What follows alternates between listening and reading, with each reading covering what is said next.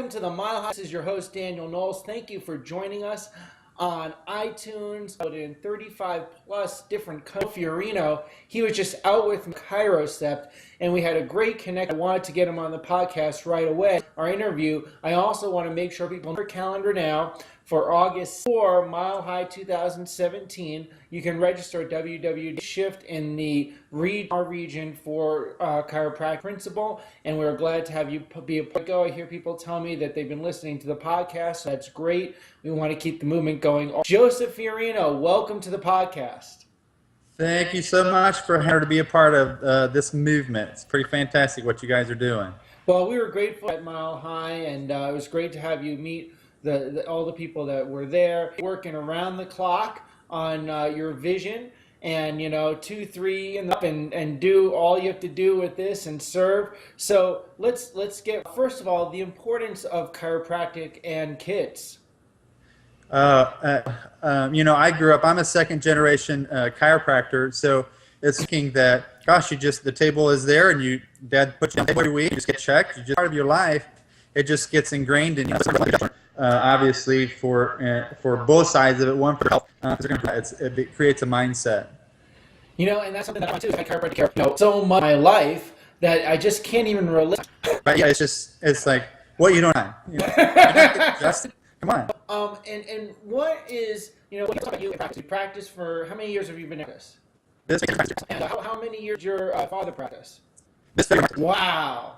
Yeah. That's amazing. This weekend marks 50 years of Star Trek, so that's like long. And on top, just wow, amazing. So, what are some things that you like to do to help your kids get the importance of kids receiving care? I think it's just talking about it. If they've been to chiropractic, check there or something that way. If they've been in, right on our entrance form on there. So it's just the concept is we want to at the door, went in the door, and it's got kid related are in and out of the practice all along. So they're seeing it the toys that they, those kind of things show practice, and then you just kind of take the importance of it, and then then you can make a decision afterwards and comfort level with it. Environment of the office. If the environment there, then people get the idea that this is part of what we do. Can you say anything about that? Do you agree? Do you Absolutely.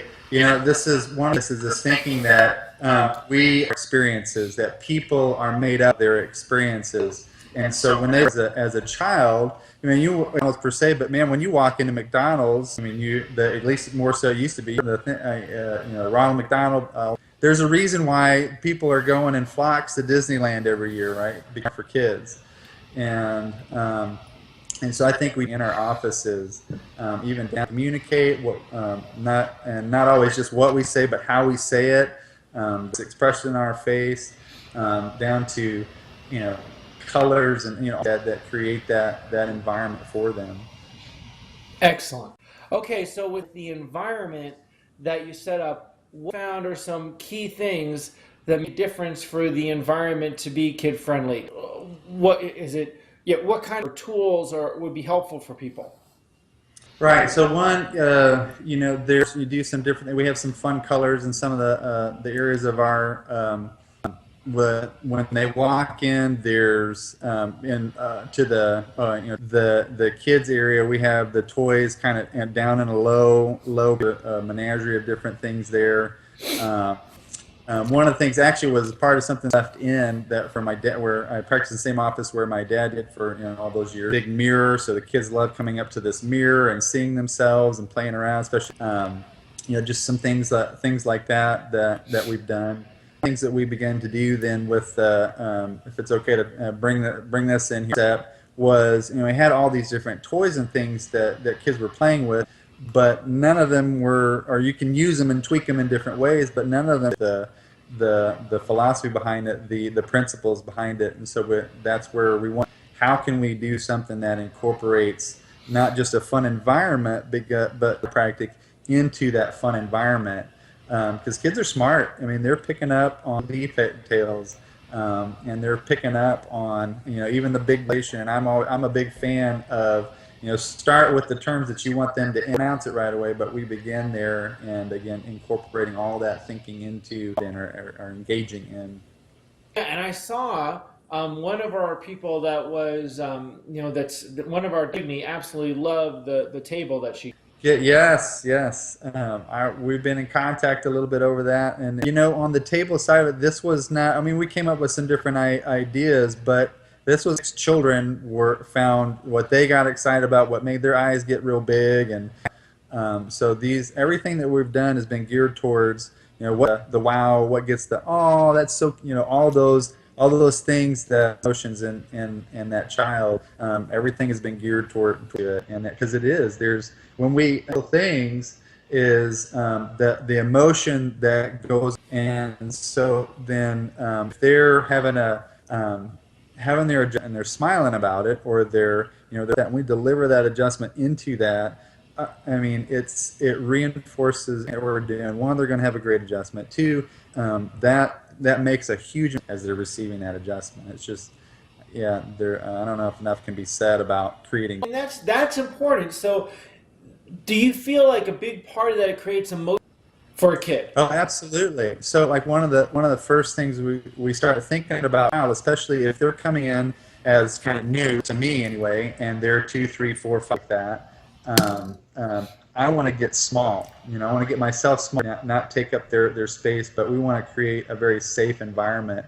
And again, simply just having things that speak their language, the cute, all those things that lets their guard down. They feel safe. They feel quote unquote me. Right. And all those things speak to that. And to the parents, well, the kids especially, but feeling good about bringing them. Like the kids look forward to coming to this place. Right. Yeah. Absolutely. Oh, sorry. Kind of back to that whole Disney thinking. Who pays the bill? Mom and dad are paying for it, but why do they go? Kind of thing in our office is mom and dad are paying for that child to be adjusted but if the child is saying they're excited about coming back, or greatest rewards for me is hearing like one of my patients wasn't too terribly long but they were telling me that they were at the grocery store, and the cashier was talking to her, and oh, what are you going to get? And she was actually smiling and excited about it, and she goes, oh, really? Oh yeah, I love my chiropractor. And that's what you want. You want that kind of experience that the children are actually out there at the grocery store that I love going to see my chiropractor. Right. And that's just where you want it. Well, and the key part, and I love that you said the Disneyland experience, because where you don't know that we actually went to Disney on our honeymoon. So. Years and everything. Yeah, years and everything. We got married in Pennsylvania, but we went to Disney on our honeymoon. It was awesome. But I never thought about that analogy in that, like, that the kids have the enthusiasm to go to your office that they do to. Well, they're probably not gonna have the same enthusiasm to Disneyland, but that's right. what you want to go. Well, not maybe. No. I was gonna say maybe not in your office, but no. So good. Now with that, since you're a second generation, as am I, let's talk about that a little bit. What do you see? How do we keep there's a lot in chiropractic that we know we get we can get down about. How do we keep a positive vibe on that? That's a good one of the things. So being the second generation, I saw the era of my not necessarily a suit all the time, but a tie. Most of the places have that professional presence, and he just felt the pressure of he had to do this, he had to be that, he had to say these things about it. I mean, all these things to make the right impression that we are doctors. And gratefully, where he practiced here, where I am in Southern Missouri, for what chiropractic looked like, which has been a blessing in so many ways. But just that, I don't want to forget our past. That, I mean, people went to jail for this profession, and we don't want to forget that. But I think we need to keep that in the back. In the front is that that thinking, that understanding what chiropractic can and should be, and keep focus on that future state. And there's some there's some folks like from other countries and such that don't like the background. They don't know some of the that we've had here, or the how the medical profession or the things that may be coming, and it's kind of a surprise to them in their thinking, and so that they don't know any different.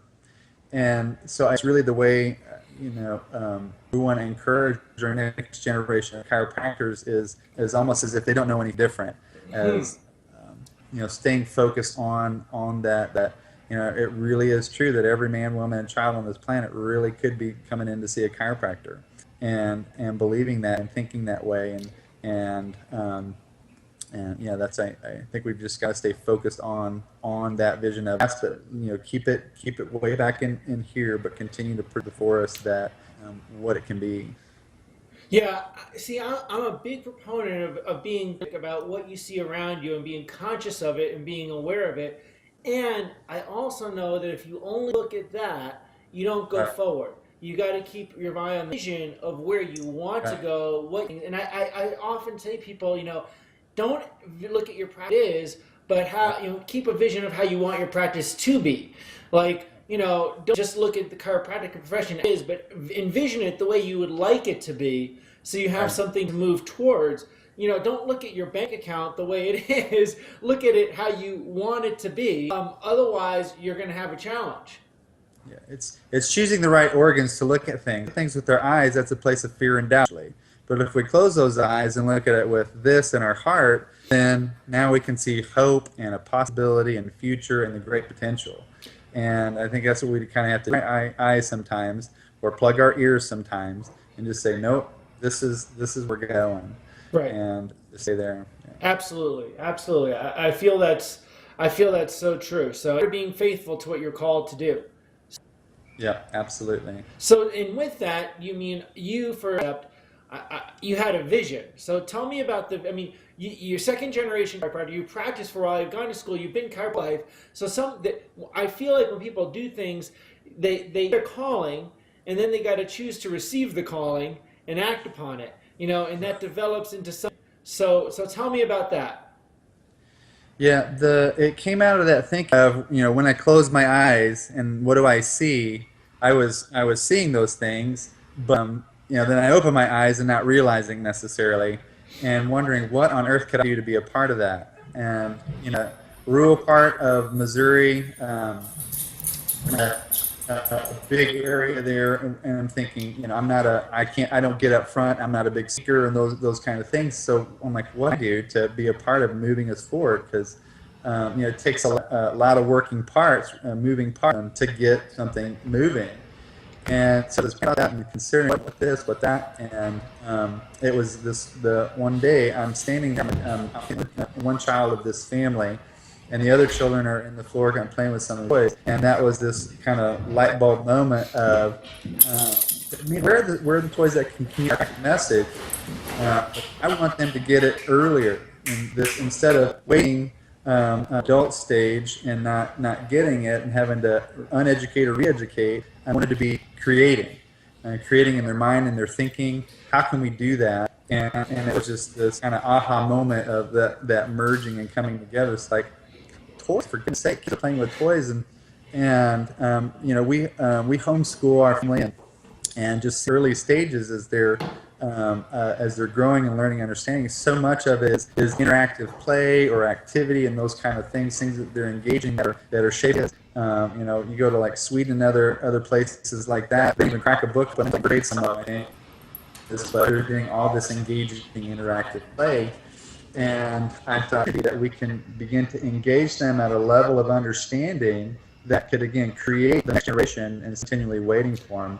And so we saw that as kind of phase one being, we wanted to do some of those kind of things in the office, but then of what we want to focus on doing is get them out of our offices, working on putting together a how to communicate or a way to communicate, the whole deal, and begin to educate. I was talking with one of my patients, a teacher.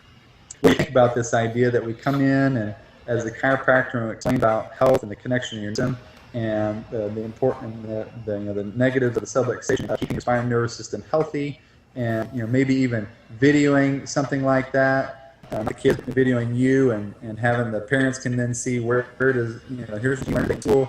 It's like, oh my gosh, that would be fabulous if you could do something like that. 'Cause we're constantly about connecting our kids to be able to do some things like that, bring toys into that situation as a donation into the schools, speak our message out there. Phase 3 is then to begin into, there's educational toy catalogs out there. We want to get them out there and packaged into our message about health that is through a healthy system, and put those outside of our walls and into the hands of every that we can. So those are some of the things that we're thinking about moving that, but that was some of the big idea of what we wanted to be able to do with that. Excellent. And I want to ask you one more question but I got to say, that connection of the toy, because you mentioned the environment, right? The Disney environment and the McDonald's environment, and wow, how does McDonald's get kids to go to McDonald's, right? It's the Happy Meal, the toy. The kids see the right? Cool. But the kids see the newest Marvel toy, the movie. They've got to get the Iron Man toy or whatever it is, and that's only at McDonald's. And so that's how they do that. Exactly right. They don't want the hamburger and fries. I mean, they want the toy, and then I'll eat something. Yeah. Yeah, we don't have to food, but but we'll eat some. Wow, I mean, that's totally it. So doing that with toys. Yeah. And what is like one of the toys that people like the most? Say that again. Sorry. That's okay. We got a little pixelated there. What's one of the toys that people like the most? Oh. A crowd favorite, even not just for the kids, for my dad, will sit and be playing with the maze toy. They play with all of them, but the favorite is the maze toy. It's the most interactive. It's the most clear on the constant sensation that these messages are going from above down through the body to all these organs and functions of the body, and you can poke your finger or place your finger in the way of it and show that way to show the adjustment. But that's the one that gets played most. I'm glad you told me that, because that's what I'm going to put this together and put the post up about it. We'll put that toy in there so people can get to see what that looks like.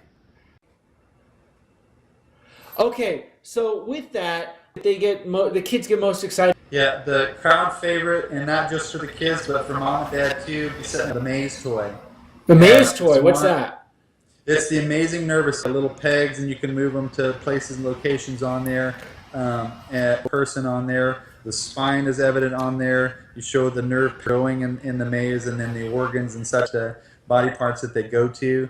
And clearly that above down, the IO principle, that these messages are flowing through the body to all these parts to keep you healthy. Show the subluxation very clearly by just poking your finger in the path of it and blocking message. Remove your finger and showing the adjustment to keep that flow of those messages where it is supposed to go to keep you healthy. And again, it surprised me. I thought these were just for the kids, but Dad will be sitting there with them on their lap, playing around with them, and which was a great reminder for me. Got to continue to keep our message simple. We fuse it, we muddle it up, and the greatest communicators use, and that is so key. Oh, I love that. I love the greatest communicators use the fewest words. I am going to use that. It's biblically true. It's true today. It's true. And talk about just wrap up with that. I'm really grateful for what you're doing, because people find you on chirocept.com, right? Uh-huh. We'll put that. I'm definitely going to put that maze toy. Watching this, or listening to it when they're driving or something. Go back and we'll put a picture of that so people can see what that is. That's so good, and that's what it is. Above, down, inside out message. That's the first principle we have to people to get. And look. McDonald's is giving people some other message through toys, right? So, and above, down, inside out message through toys. That's awesome. Absolutely. To be with us. Thank you for being a part of Mile High. And Julie, how they get in contact with you?